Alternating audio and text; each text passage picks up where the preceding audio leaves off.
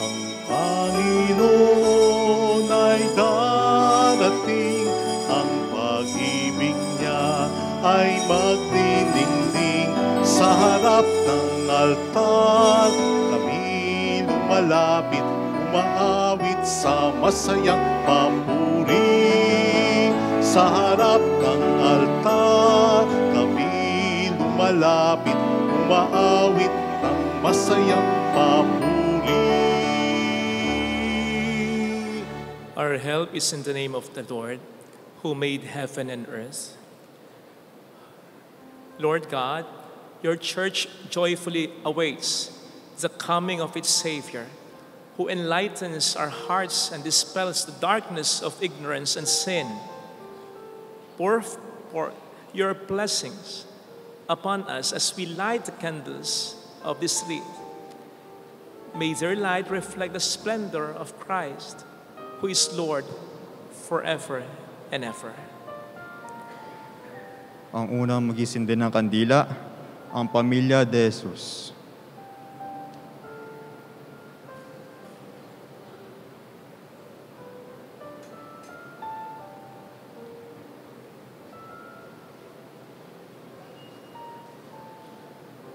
In the name of the Father, and of the Son, and of the Holy Spirit.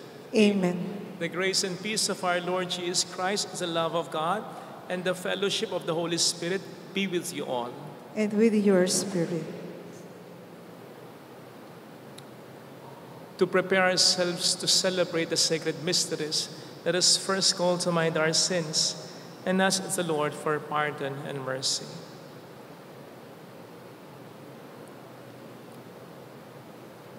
We humbly say, I confess to Almighty God And to you, my brothers and sisters, that I have greatly sinned in my thoughts and in my words, in what I have done and in what I have failed to do. Through my fault, through my most grievous fault. Therefore, I ask the Blessed Mary, ever Virgin, all the angels and the saints, and you, my brothers and sisters, to pray for me to the Lord our God. May Almighty God have mercy on us, forgive us our sins, and bring us all to life everlasting. Amen. Lord, have mercy. Lord, have mercy. Christ, have mercy. Christ, have mercy. Lord, have mercy. Lord, have mercy. Let us bow our heads and let us pray. Grant your faithful, we pray, Almighty God, the resolve to run forth to meet your Christ with righteous deeds that is coming, so that gathered at his right hand, they may be worthy to possess the heavenly kingdom. Through our Lord Jesus Christ, your Son, who lives and reigns with you, in the unity of the Holy Spirit, God forever and ever. Amen. On the first reading, Isaiah proposes about the messianic time when all people will come together in the Lord's name. At that time, wars will cease and there will be peace. A reading from the book of the prophet Isaiah. This is what Isaiah, son of Amos, saw concerning Judah and Jerusalem. In days to come, the mountain of the Lord's house shall be established as the highest mountain and rise above the hills. All nations shall stream toward it. Many people shall come and say, Come, let us climb the Lord's mountain, to the house of the God of Jacob, that he may instruct us in his ways, and may we walk in his paths. For from Zion shall go forth instruction, and the word of the Lord from Jerusalem. He shall judge between the nations, and impose terms on many people. They shall beat their swords into plowshares, and their spears into pruning hooks. One nation shall not rise the swords against another, nor shall they train the war again. O house of Jacob, come, let us walk in the light of the Lord. The word of the Lord. Thanks be to God. Let us go rejoicing to the house of the Lord. Let us go rejoicing to the house of the Lord. I rejoice because they said to me, "We will go up to the house of the Lord." And now we have to set foot within your gates, O Jerusalem. Let us go rejoicing to the house of the Lord. Jerusalem, built as a city with compact unity, to it the tribes go up, the tribes of the Lord. Let us go rejoicing to the house of the Lord. According to the decree for Israel, to give thanks to the name of the Lord, in it are set up judgment seats, seats for the house of David. Let us go rejoicing to the house of the Lord. Pray for the peace of Jerusalem. May those who love you prosper. May peace be within your walls, prosperity in your buildings. Let us go rejoicing to the house of the Lord. Because of my brothers and friends, I will say, peace be within you. Because of the house of the Lord, our God, I will pray for your good. Let us go rejoicing to the house of the Lord. The second reading. Now that they have professed faith in Christ, the believers are reminded by Paul that it is time to awake from slumber and live honorably as children of God. A reading from the letter of St. Paul to the Romans. Brothers and sisters, you know the time. It is the hour now for you to awake from sleep. For our salvation is nearer now than we first believed. The night is advanced, the day is at hand. Let us then throw off the works of darkness and put on the armor of light. Let us conduct ourselves properly as in the day, not in orgies and drunkenness, not in promiscuity and lust, not in rivalry and jealousy, but put on the Lord Jesus Christ and make no provision for the desires of the flesh. The word of the Lord. Thanks be to God.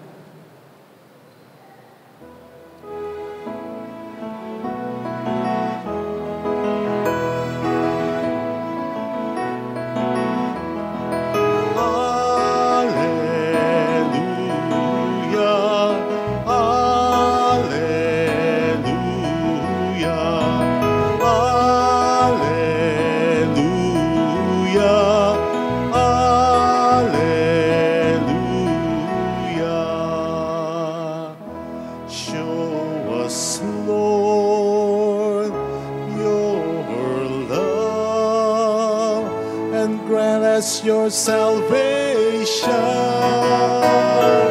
Alleluia, alleluia, alleluia,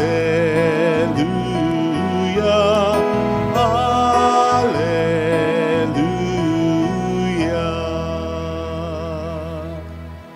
The Lord be with you. And with your spirit. A reading from the Holy Gospel according to St. Matthew. Glory to you, O Lord. Jesus said to his disciples, "As it was in the days of Noah, so it will be at the coming of the Son of Man. In those days, before the flood, they were eating and drinking, marrying and giving in marriage, up to the day that Noah entered the ark. They did not know until the flood came and carried them all away. So will it be also at the coming of the Son of Man. 2 men will be out in the field. One will be taken, one will be left. 2 men or women will be grinding at the mill. One will be taken and one will be left. Therefore, stay awake, for you do not know on which day your Lord will come. Be sure of this. If the master of the house had known the hour of night when the thief was coming, he would have stayed awake and not let his house be broken into. So too, you also must be prepared. For at an hour you do not expect, the Son of Man will come. Sisters and brothers, the Gospel of the Lord. Praise to you, Lord Jesus Christ.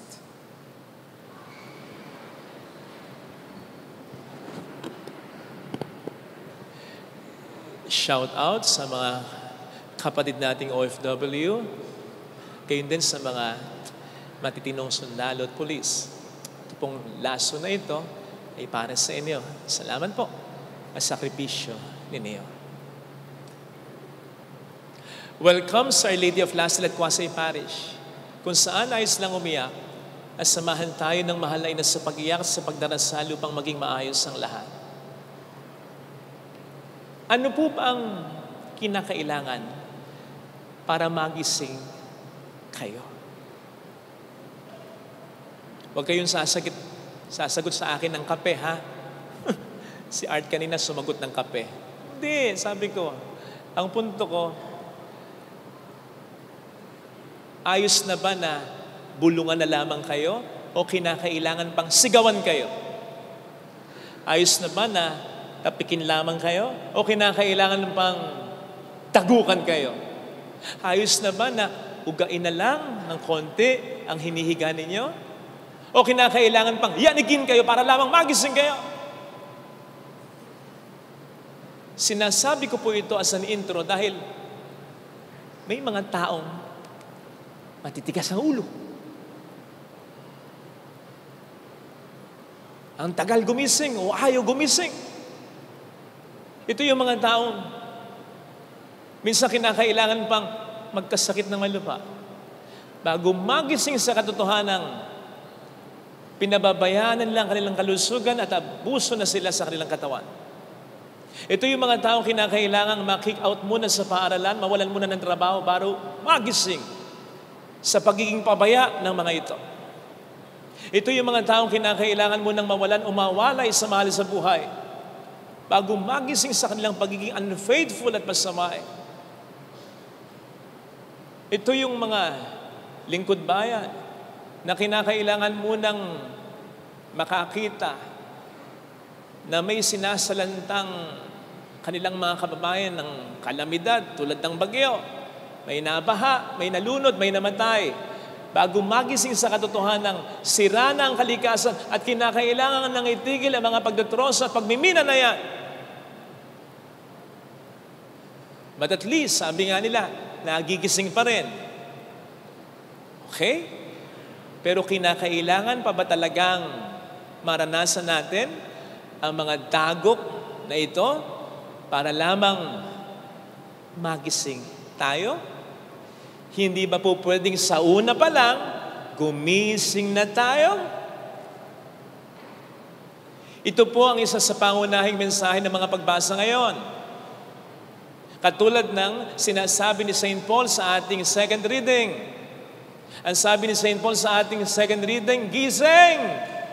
Gumising sa pagkakatulog, gumising sa pagkakahimbing.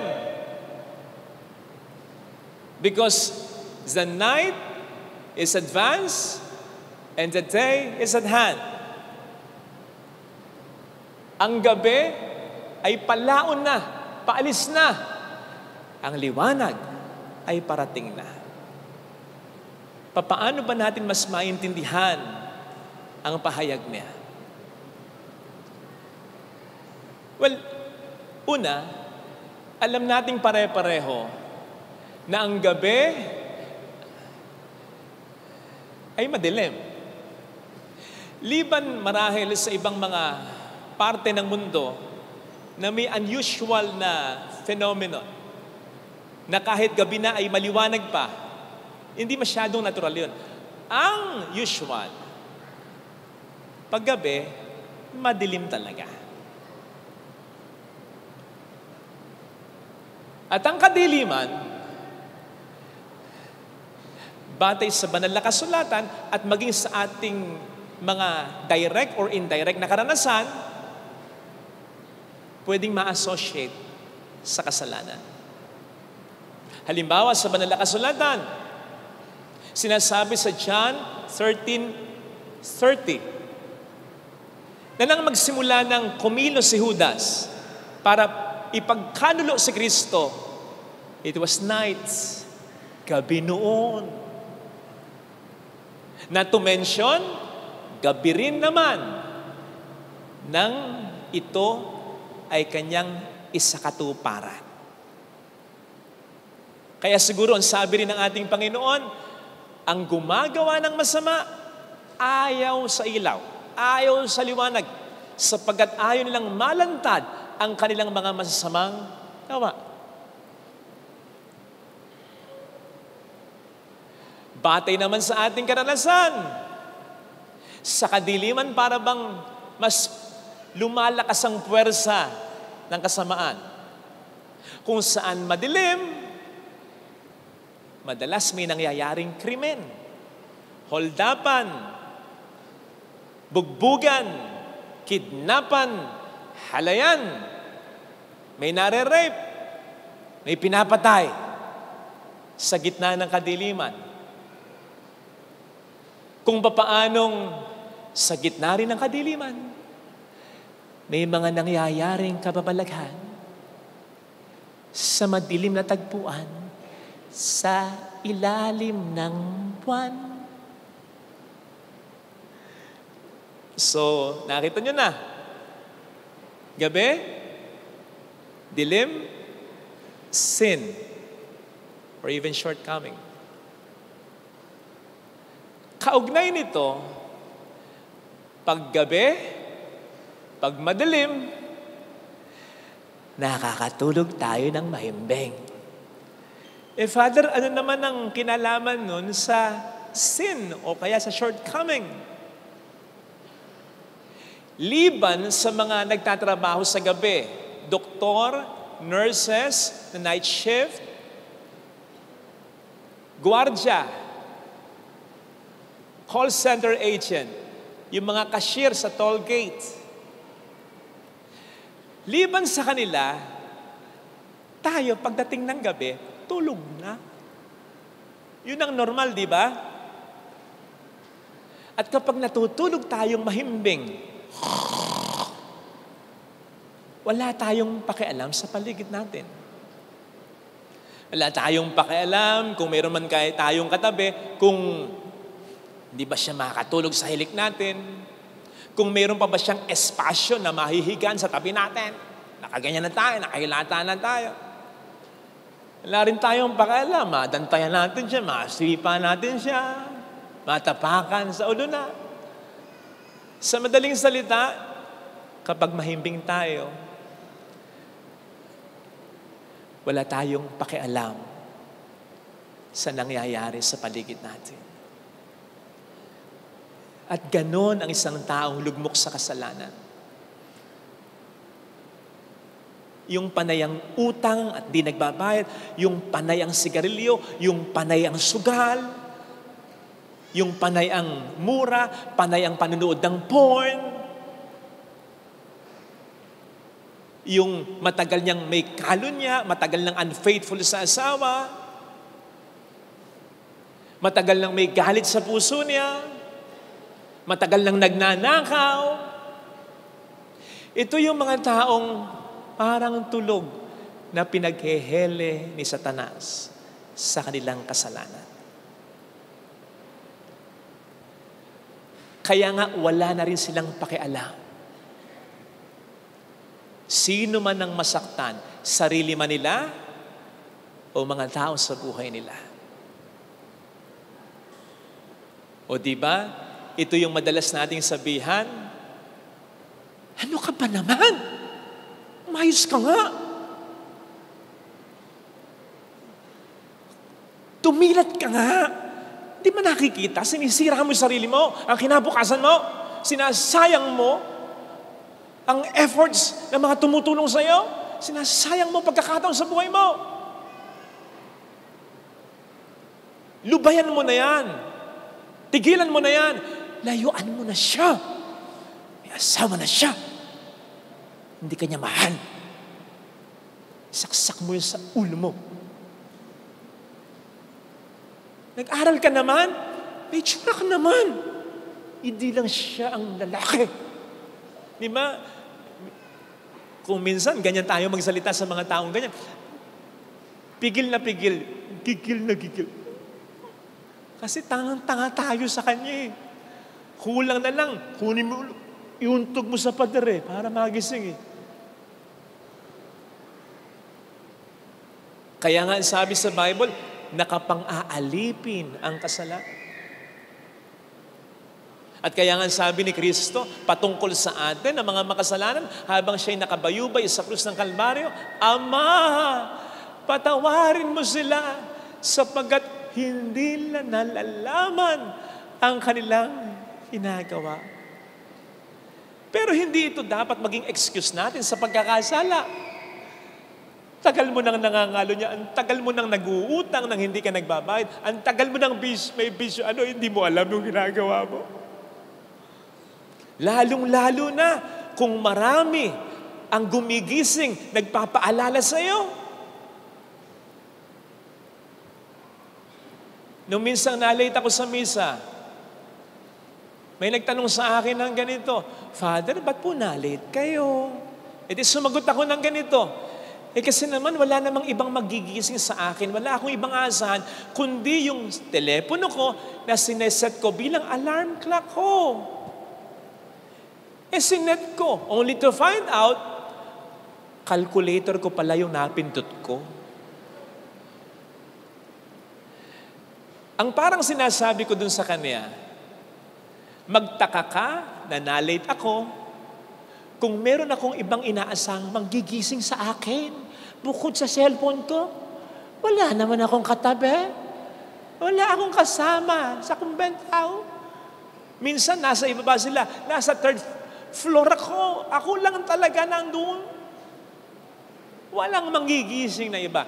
Ang sinasabi ko, hindi po pwedeng magiging excuse. Hindi natin alam ang ating ginagawa. Tulog tayo, mahimbing. Kung marami sa ating gumigising, nandyan unang-unang Diyos, ang ating konsensya, ang salita niya na narinig natin sa homilya.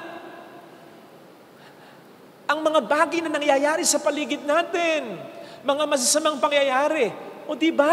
Sinasabi na sa iyo ng mga masasamang pangyayaring yon, tigilan mo na, yun ang mangyayari sa iyo. Sige ka. Kahit yung mga magagandang pangyayari, kahit yung mga maganda, mga blessing, pangungonsensya sa atin ng Panginoon yun, na parang sinasabi sa atin, kapag suddenly we realize we are blessed, ito ang sinasayang ko sa kalukuhan na ginagawa ko. Panggising yun!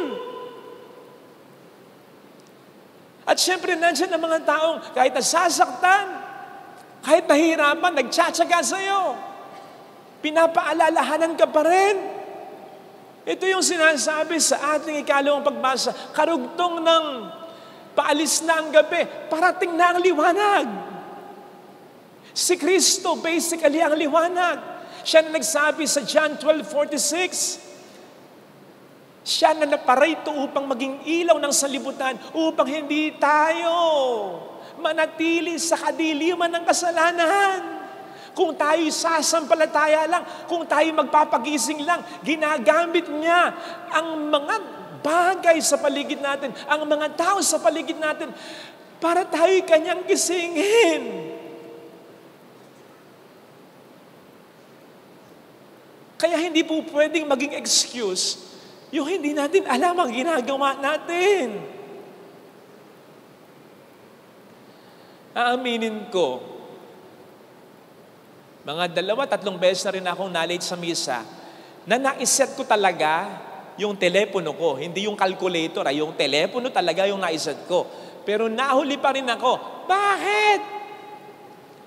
Kasi, narinig ko nga nag-alarm, pero ini-snooze ko. Alam niyo snooze? Yung pipindutin, sige, mamaya na lang Teka lang. Snooze. Snooze. Ayun. Hanggang sa ako'y mas mahimbing. Sa palagay ko, ganito rin ang nangyayari sa marami sa atin. By the way, pag sinasabi yung kasalanan, hindi lamang ito yung mga mortal na kasalanan na kasama na dito yung pagkukulang. Yung pagkukulang sa pagmamahal, sa pagkapatawad. Yung pagkukulang sa pagiging expressive o thoughtful sa pamilya. Yung pagkukulang sa pagpaprovide ng quality time with the family. At sa mga taong mahalaga sa buhay natin. Imposible na hindi tayo nagigising. Sapagkat ang sabi sa Bible, where sin abounds, grace abounds all the more. May grasya bago tayo magkasala. May grasya habang tayo nagkakasala. May grasya even long after tayo magkasala. Kasi hindi tayo ibibigay ng Panginoon sa demonyo hanggang sa napunta tayo ng impyerno. Pero hanggat di tayo napupunta ng impyerno, hanggat may oras at may panahon pa, hindi tayo bibitawan ng Diyos. Tandaan po natin yan. Kaya imposible na hindi tayo nagigising. Nakukonsensya ka, sigurado yon. May mga moments sa buhay mo na natatauhan ka. Ay, teka, mali na ito eh. Anong ginagawa mo? You are pressing the snooze button. Sinasabi sa iyo ng Panginoon, magpatawad ka na. Sinasabi sa iyo ng iba, patawad ka na, patawarin mo na. Ikaw naman, nare-realize mo, nagigising, matagal na rin hindi kami nakikibuan. At syempre, para na lamang sa mga anak namin, sige, maging civil na kaming dalawa. Total, magpapasko naman. Teka, snooze button, saka na lang. Sinasabi sa'yo ng magbago ka na. Yan ang pinakaregalo mo sa asawa mo, yan ang pinag-aawayan yung dalawa, yung bisyo mo. Kapag umiinom ka at nasasagad ka, nagmumura ka na. Nagiging war freak ka na, pati siya nasasaktan mo na. Nag-aalala siya. Oo nga, nagigising ka na. Oo nga, tama, Father, tama. O sige, teka. Snooze button. Saka na lang.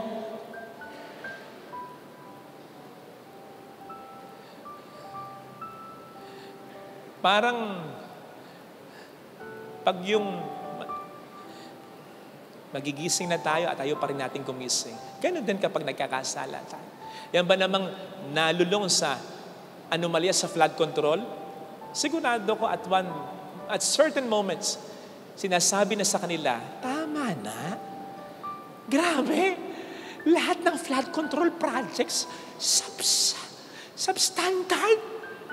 Sa kahit isa hindi ka nagising. Sa kahit isa hindi ka nakonsensya. Wala kang ginawang perfect kahit isa. Nakita nyo na.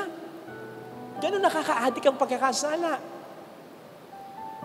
Kaya nga, maliwanag yung sabi ng Panginoon sa mabuting balita. Ano sabi ng Panginoon sa mabuting balita? Stay awake. Sa literal na pag-asalin, manatili kayong gising. Kasi nagigising na tayo Nakukonsensya na tayo Kung bakit natutulog ka uli. Alam naman natin kung minsan, yung pangalawang pagtulog, mas mahimbing. Kaya sabi ng Panginoon, stay awake. Manatili kang gising. Sa una lang naman yung groggy ka Pero pilitin mo. Sa una lang naman hindi mo kontrolado yung sarili mo. Sa una lang yun. Pero kapag pinilit mo, magigising ka na ng todo, ng sigurado. Ganon din, kapag ginigising tayo ng Panginoon natin, manatili tayong gising. At sa grasya at awa niya, mas matutulungan niya tayo na mas magising lang talaga. Na once and for all, tama na ito. Itutuwid ko na yung mga pagkakamali ko, pupunan ko na yung mga pagkukulang ko, aayusin ko na yung buhay ko. Pag nagising ka ng lalo, mas magkakaroon ka na ng kontrol sa pamamagitan ng Panginoon. At mas makikita mo na, oo nga, nasisira na ang buhay ko. Nasisira na ang pamilya ko. Doon ka mas makikising. Kapatid, huli man at magaling yung ating pagising, huli pa rin. Marami pa rin naaksayang pagkakataong, panahon, tsansa. Diba? Marami pa rin. Hindi tayo gigisingin ng Panginoon kapag wala ng blessing. Di ba mayroong nagsabing ganon? Every gising is a blessing. Kahit tayo hindi mo nagigisingin kapag okay na, hindi na aabot, tama na, tulog na yan, hayaan mo siya, hindi na siya aabot. Pero pag ginigising tayo, aabot pa, may biyaya pa. Ganun ng Panginoon. Kaya nga tayo ginigising. Father Fidel, Larry, Romy, Pipo, Cynthia, isin na. Marami pa akong magandang plano sa'yo. Nasasayang anak ko. Nasasayang. Nasasayang. Gising na. Baka kung kailan tayo gumising, huling-huli na. Magsisisi tayo. Sabi nga nung isang quote, a correct or right decision can be wrong if it's too late. Ang tamang desisyon, kapag wala ng panahon, late na, hindi pa rin tamang desisyon. Mali pa rin desisyon. Ito sana ang hilingin nating biyaya para sa mga taong pinagdarasal nating magbago at sa atin din na kailangan magbago. Tamang-tama ito kasi tandaan ninyo, sa kalendaryong ginagamit ng ating simbahan, ngayon ang New Year, ngayon, Advent, ngayon. Yung kalendaryong ginagamit ng ating simbahan, hindi ito binubuo ng mga months, hindi. Binubuo ito ng mga panahon sa buhay ministeryo ng ating Panginoon. Nagsisimula ito ng Advent. Pag-aalala, paghahanda sa first coming ng Panginoon. Kaya, ikit pa sa, huwag na natin hintayin yung New Year's resolution. Ito na yun. Pwede nang magkaroon ng Advent resolution. Saan tayo dapat gumising? Saang pagkakasala? Saang kahinaan? Saang pagkukulang? Amen. Ilagay natin ang ating kanang kamay sa tapat ng ating puso.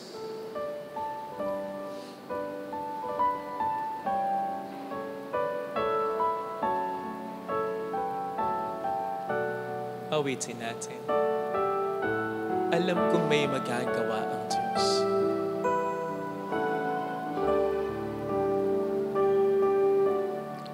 Alam kong may magagawa ang Diyos. Makapangyarihan siya.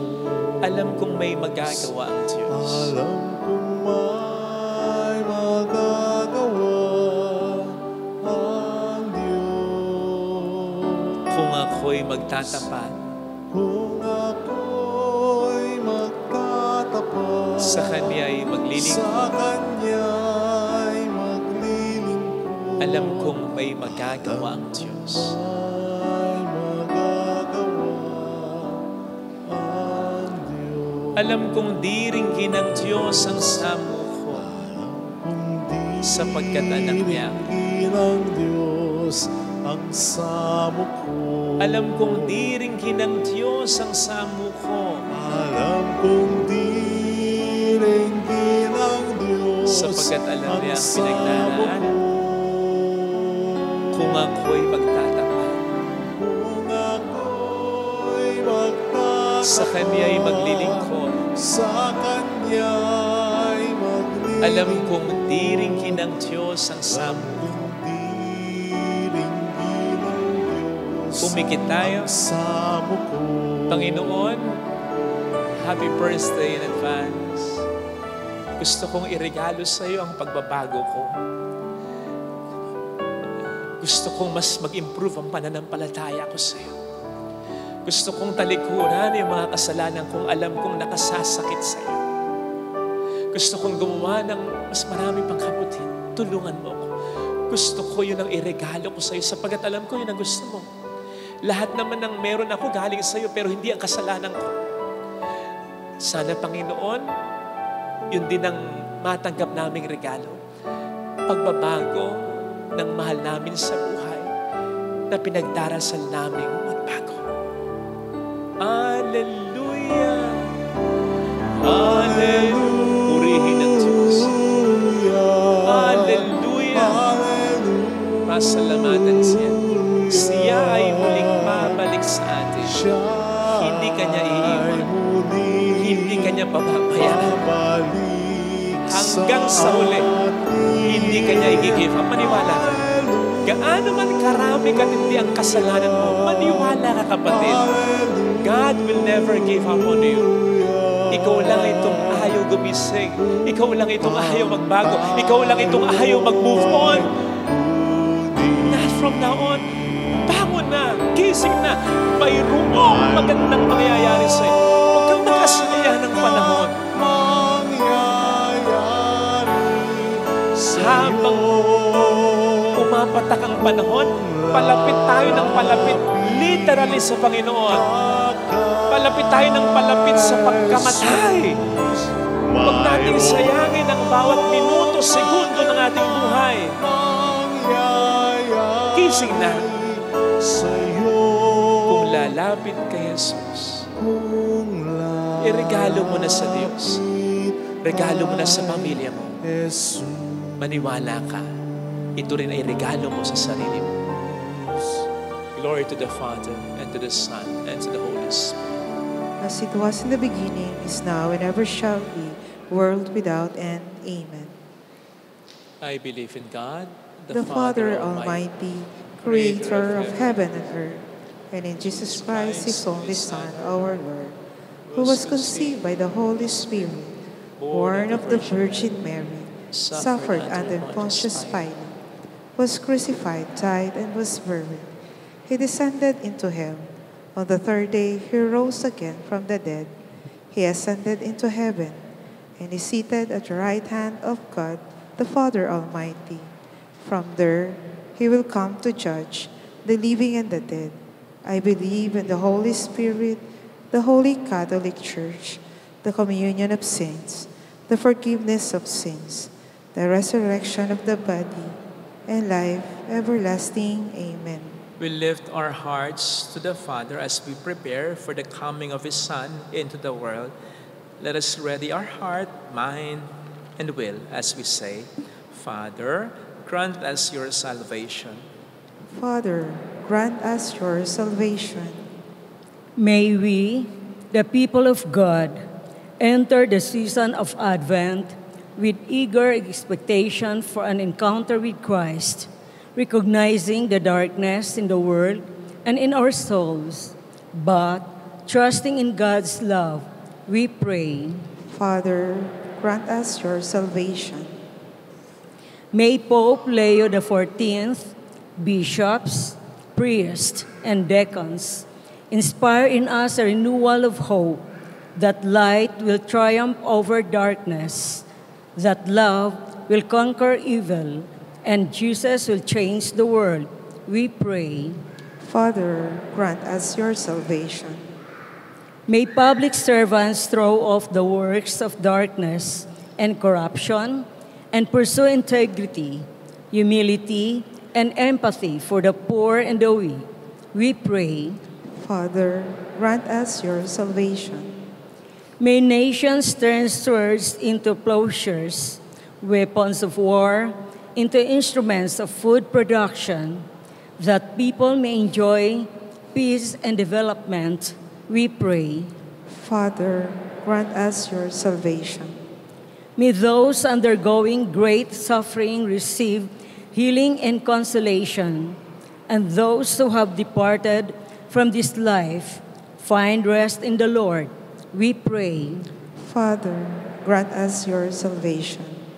Let us pray for the urgent concerns of our community and our personal intentions. We pray. Father, grant us your salvation.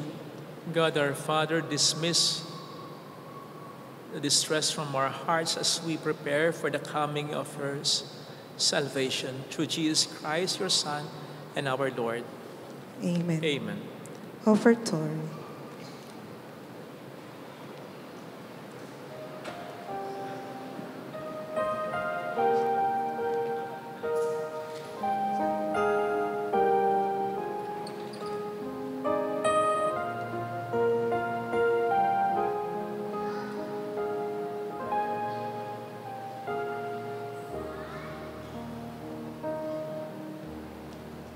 Panginoon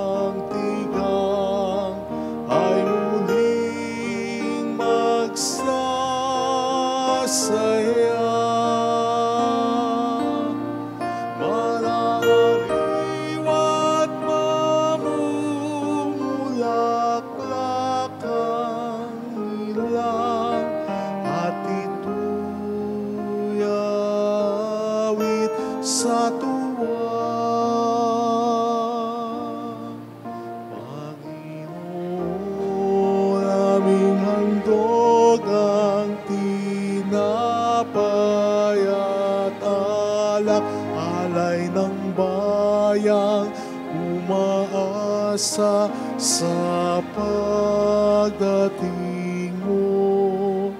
Gayon din naming inanda ang aming puso upang dito'y manahan ka sa pagdating mo.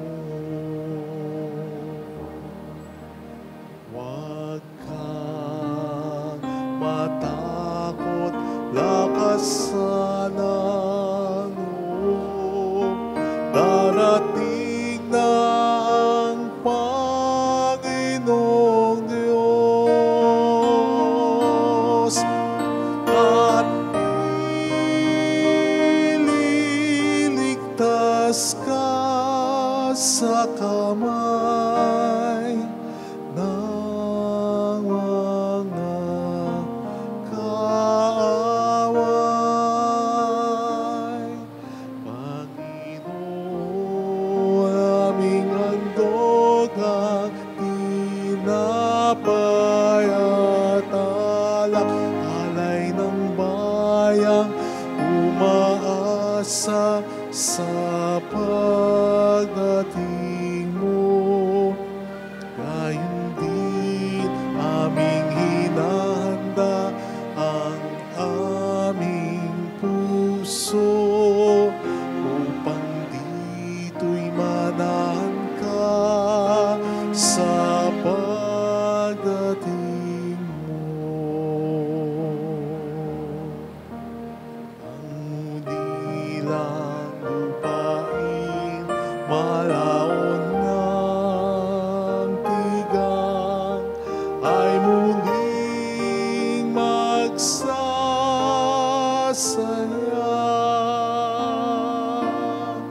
Malariwat mamumulaklak ang ilang, at ito'y awit sa tuwa.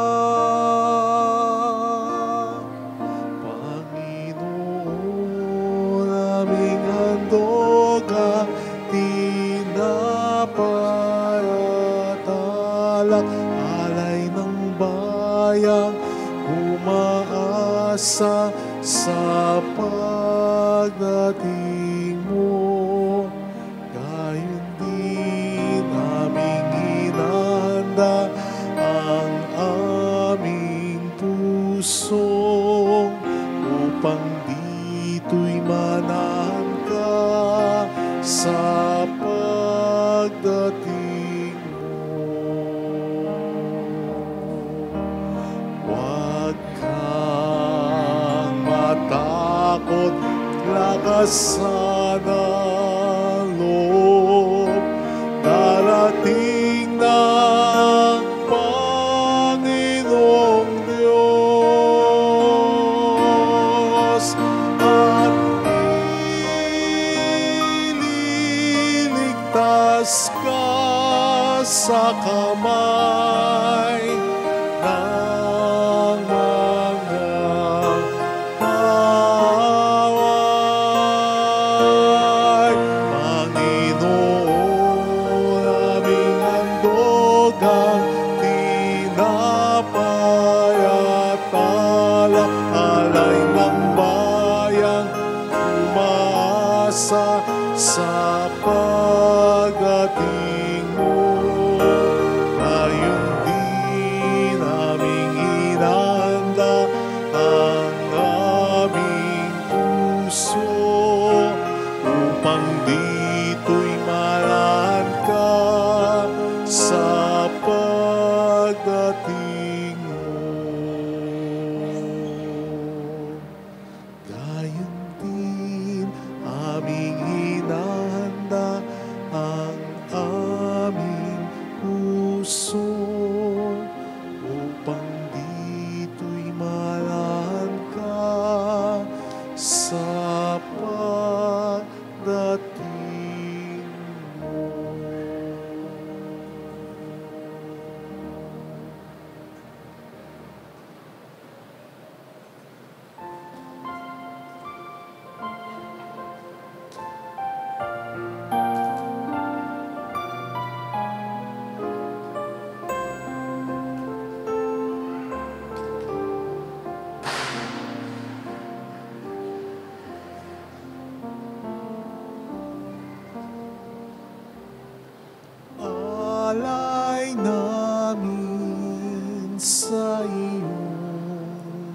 pagdating, kabutihan, pag-asa't mga pusong tapat.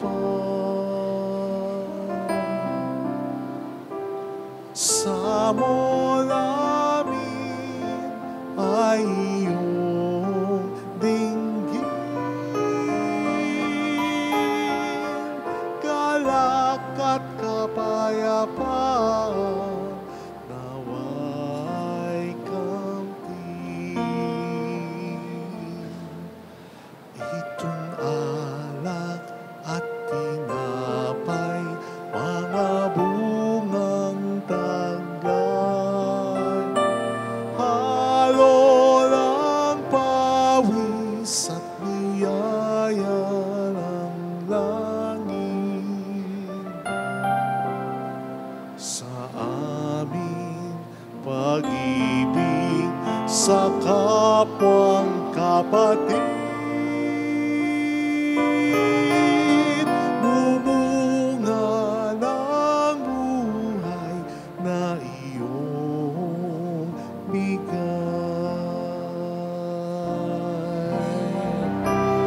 Alay namin sa iyong pagdating, kabutihan, pag-asa't mga pusong tapat. Sa mo namin ay iyong dinggin, galak at kapayapaan, nawa ay kamtin. Pray, sisters and brothers, that our sacrifice may become acceptable to God, the Almighty Father.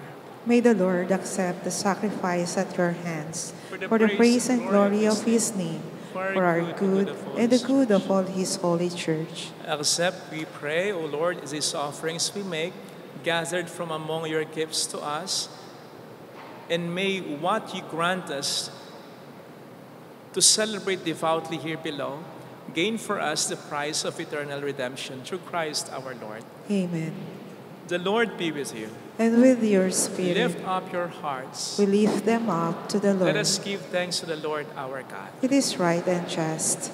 It is truly right and just, our duty and our salvation, always and everywhere, to give you thanks. Lord, Holy Father, Almighty and eternal God, through Christ our Lord. For He assumed at His first coming the lowliness of human flesh, and so fulfilled the design you formed long ago, and opened for us the way to eternal salvation. That when He comes again in glory and in majesty, and all is at last made manifest, we who watch for that day may inherit the great promise in which now we dare to hope. And so with angels and archangels, with thrones and dominions, and with all the hosts and powers of heaven, we sing the hymn of your glory as without end we acclaim. Holy, holy, holy Lord God of hosts. Heaven and earth are full of your glory. Hosanna in the highest. Blessed is he who comes in the name of the Lord. Hosanna in the highest.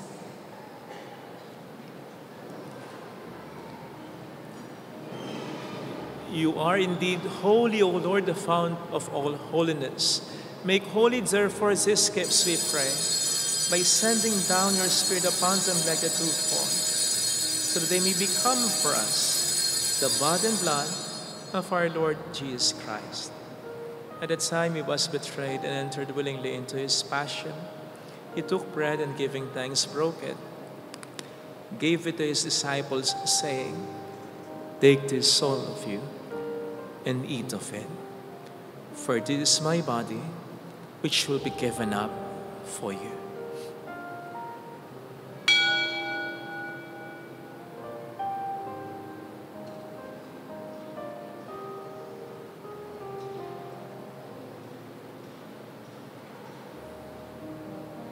In a similar way, when supper was ended, He took the chalice and once more giving thanks, gave it to His disciples, saying, "Take this, all of you, and drink from it. For this is the chalice of my blood, the blood of the new and eternal covenant, which will be poured out for you and for many, for the forgiveness of sins. Do this in memory of me.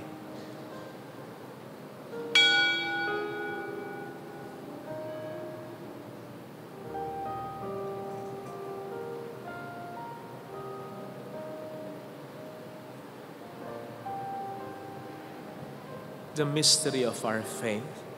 When we eat this bread and drink this cup, we proclaim your death, O Lord, until you come again. Therefore, as we celebrate the memorial of his death and resurrection, we offer you, Lord, the bread of life and the chalice of salvation, giving thanks that you have held us worthy to be in your presence and minister to you. Humbly we pray that partaking of the body and blood of Christ, we may be gathered into one by the Holy Spirit. Remember, Lord, your church spread throughout the world and bring her to the fullness of charity, together with Leo, our Pope, and Dennis, our Bishop, and all the clergy. Remember also our brothers and sisters who have fallen asleep in the hope of the resurrection, especially those for whom we will now pray. Let us silently pray for our departed loved ones. And all who have died in your mercy, welcome them into the light of your face. Have mercy on us all, we pray, that with the Blessed Virgin Mary, Our Lady of Lazaret, Mother of God, Saint Joseph, her most chaste spouse, with all the blessed apostles and saints who have pleased you throughout the ages, we may merit to become co-heirs to eternal life and may praise and glorify you through your Son, Jesus Christ. Sa pamamagitan ni Kristo, kasama niya at sa Kanya, ang lahat ng parangal at papuri ay sa iyo, Diyos Ama, makapangyarihan, kasama ng Espiritu Santo, magpasa walang hanggan.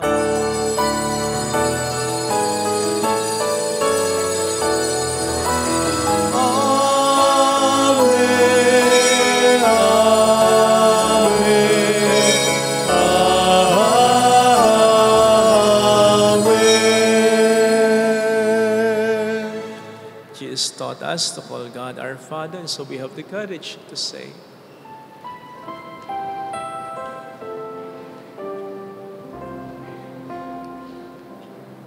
Our Father, who art in heaven, hallowed be thy name. Thy kingdom come.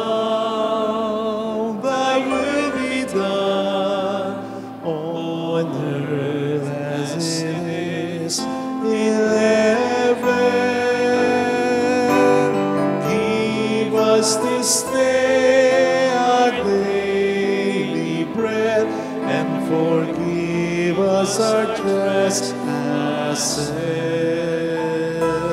as we forgive those who trespass against us, and lead us not into temptation, but deliver us from Lord, we pray from every evil, graciously grant peace in our days, that by the help of your mercy we may be always free from sin and safe from all distress, as we await the blessed hope and the coming of our Savior, Jesus Christ. For the kingdom, the power, and the glory are yours, now and forever. Lord Jesus Christ, who said to your apostles, "Peace I leave you, my peace I give you," look not on our sins, but on the faith of your church, and graciously grant her peace and unity in accordance with your will, who live and reign forever and ever. Amen. The peace of Jesus be with you always. and with your Let spirit. us offer one another the sign of God's peace. Kapayapaan po, peace be with you. Peace be with you. Peace be with you. Peace be with you.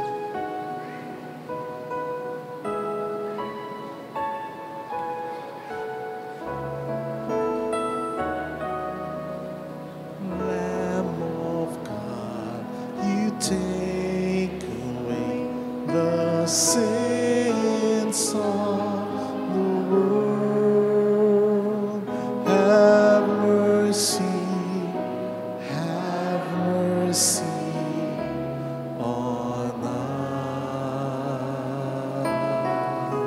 us. Lamb of God, you take away the sins of the world. Have mercy on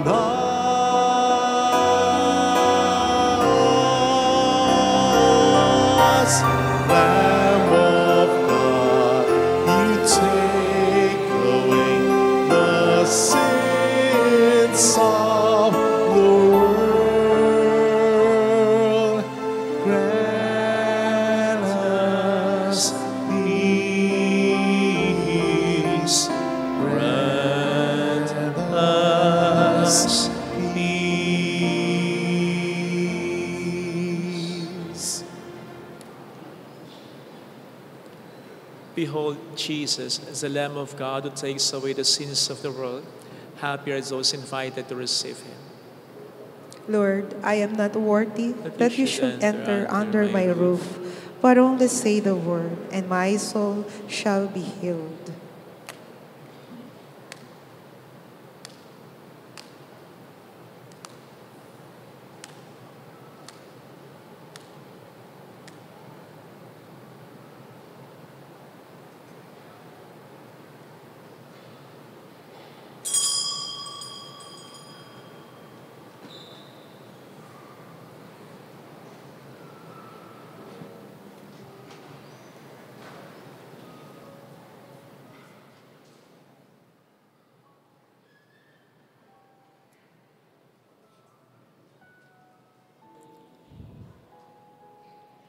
An act of spiritual communion.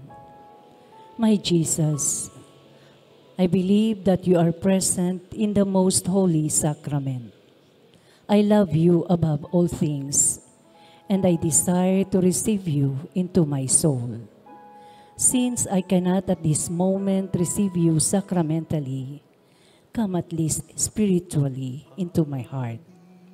I embrace you as if you were already there and unite myself wholly to you. Never permit me to be separated from you. Amen. At sabihin sa aking kawan na kanyang pagkalipit ay natapos na at nabayaran na ang kanyang utang. Darating ang inyong Diyos, inyong makita ang karangalan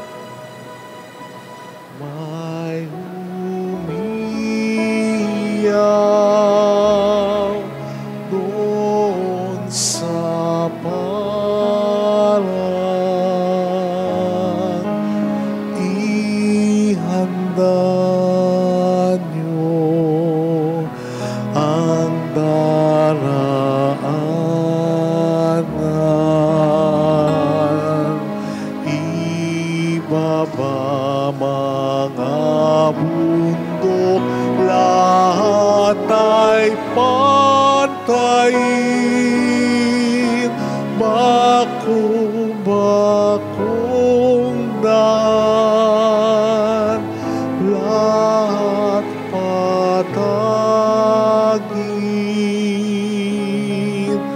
at ihahayag kanyang kalwalhatian at patnubayan sila.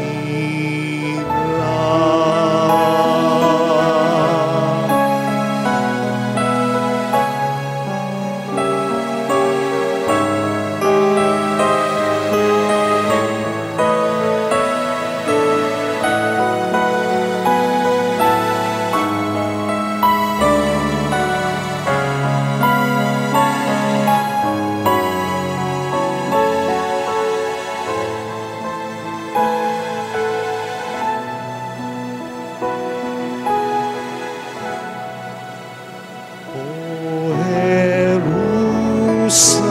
Jerusalem, inyong ihayag at ikalat itong balita. Narito ang Diyos makapangyarihan at kalingain niya ang kanyang kawan. Lupa niya'y yakapin sa kanyang kanlungan at patnubayan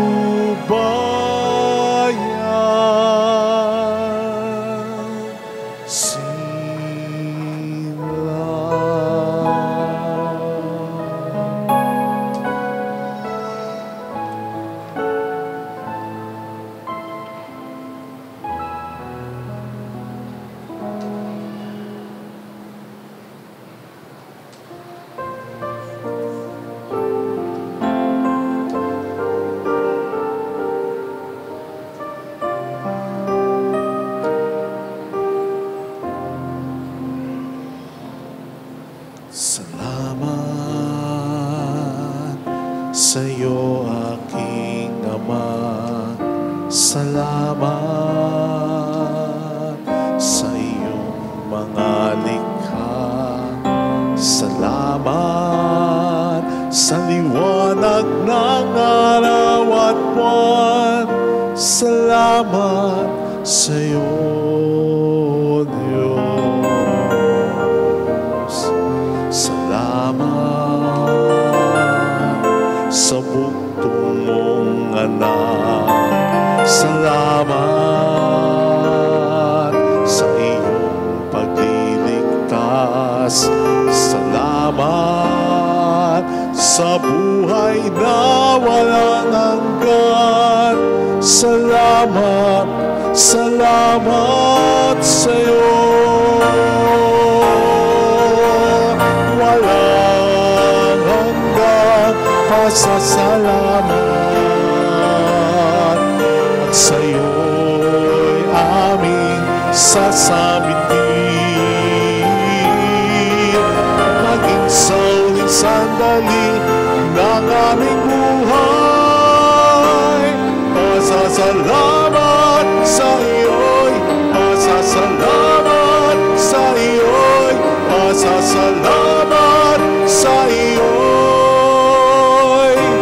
walang hanggan.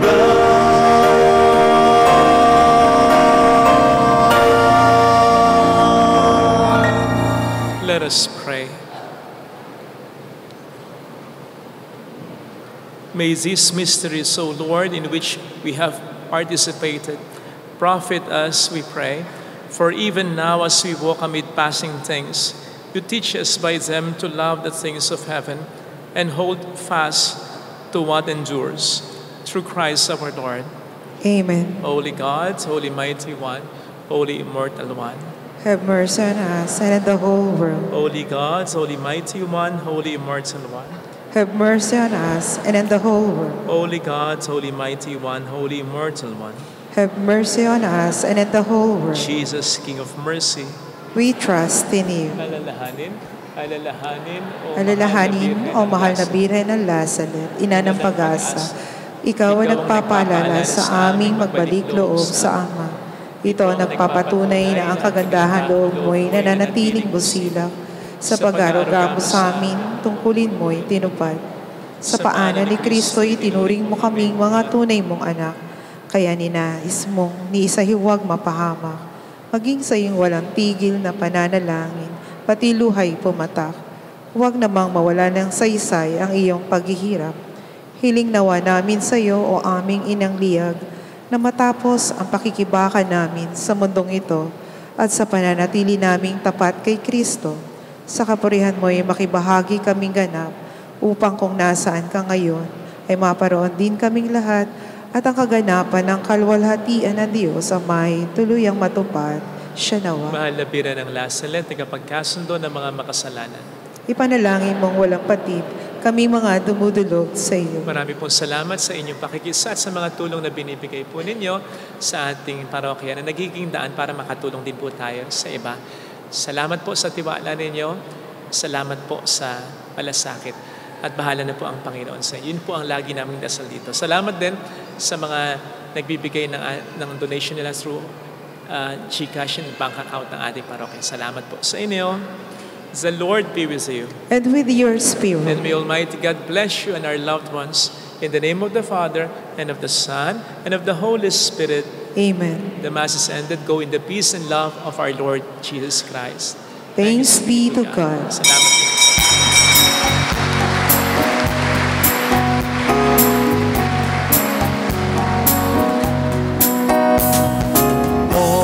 On this day, O Mother of our Lord, we sing you praise for lighting up our way. Your tears did soften now the hearts of men, and they still do today. May our love for you bring comfort in your